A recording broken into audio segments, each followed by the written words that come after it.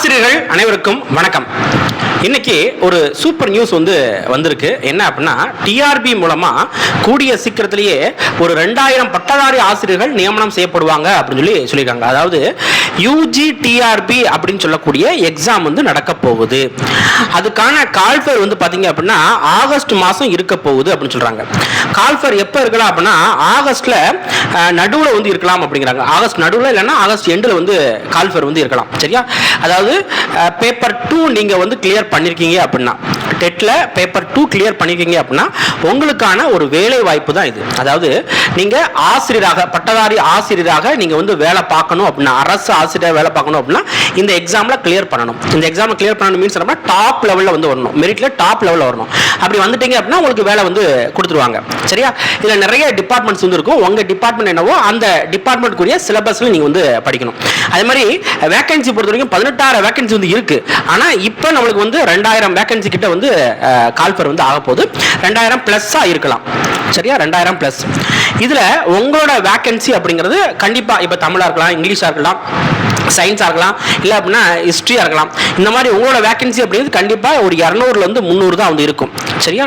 ஒரு 200ல இருந்து 300 தான் இருக்கும். அதிகபட்சமா தமிழ்ல கொஞ்சம் அதிகமா இருக்கும். ஒரு 250 300 வேகன்சி இருக்கும். மற்ற எல்லாமே இந்த 200 அந்த இதுல தான் இருக்கும். சரியா? அப்படி இருக்கிறப்ப நீங்க அந்த இதுல உங்களோட கேட்டகரியில் நீங்க டாப்ல போகணும் அப்படின்னா ரொம்ப சூப்பரா நீங்க படிக்கணும். அப்படின்னா மட்டும்தான் இதுல கிளியர் பண்ண முடியும். இல்லைன்னா அதர்வைஸ் நீங்க கிளியர் பண்ணவே முடியாது. அதே மாதிரி சம்பளம் பொறுத்த வரைக்கும் கண்டிப்பா 55,000 மேல சம்பளம் கிடைக்கும். நல்ல ஒரு ஜாப் அப்படின்னு சொல்லலாம். உங்களுக்கு கையில ஒரு வேலை கிடைச்சிச்சு அப்படின்னா நல்லாவே இருக்கும்.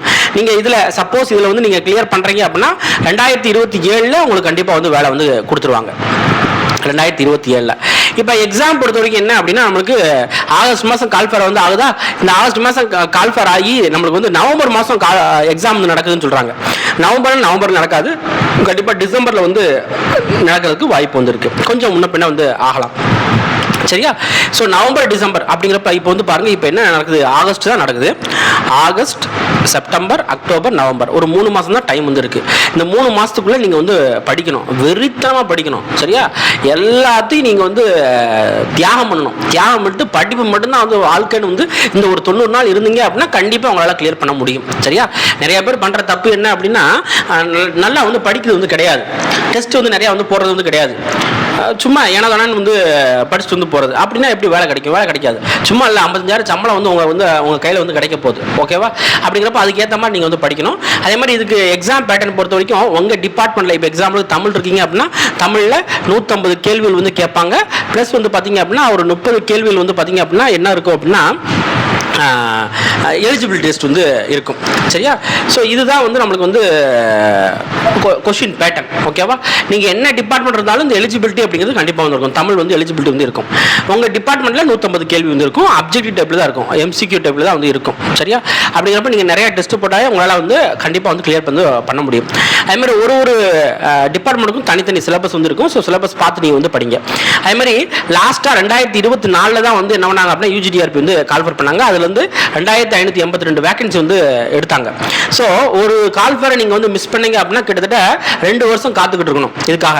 அதனால நீங்க என்ன பண்ணுங்க அப்படின்னா இந்த வரப்போற எக்ஸாம்ல நீங்க கிளியர் பண்ணி ஓடிடுங்க. ஓகேவா? அதே மாதிரி நம்ம அகாடமி சார்பா நம்ம என்ன பண்ண போறோம் அப்படின்னா தமிழுக்கு நான் ரெடி பண்ணிக்கிட்டு இருக்கேன். தமிழுக்கு இன்னும் ஒரு 2 or 3 டேஸில் பார்த்தீங்க அப்படின்னா நான் அப்டேட் பண்ணிடுவேன். ஒரு டெஸ்ட் பேட்ச் அப்டேட் பண்ணிடுவேன். ஸோ நீங்கள் ரெடியாக இருந்துக்கோங்க. தமிழுக்கு ஜாயின் பண்ணுறதுக்கு உங்களுக்கு வேலை வேணும், தமிழில் உங்களோட கைடன்ஸ் இருந்தால் நல்லா இருக்குமே சார் அப்படின்னு நீங்கள் நினைப்பீங்க இல்லையா? அந்த மாதிரி இருந்தீங்க அப்படின்னா ரெடியாக இருந்துக்கோங்க. நான் ஒரு 2 நாளில் நான் அப்டேட் பண்ணிடுவேன். தமிழில் எப்படி கொண்டு போக போகிறேன், யூஜிடிஆர்பி தமிழில் எப்படி கொண்டு போக போகிறேன் அப்படிங்கிறத நான் சொல்கிறேன். ஸோ நீங்கள் ஜாயின் பண்ணிக்கோங்க. சரியா? ரைட். Thank you.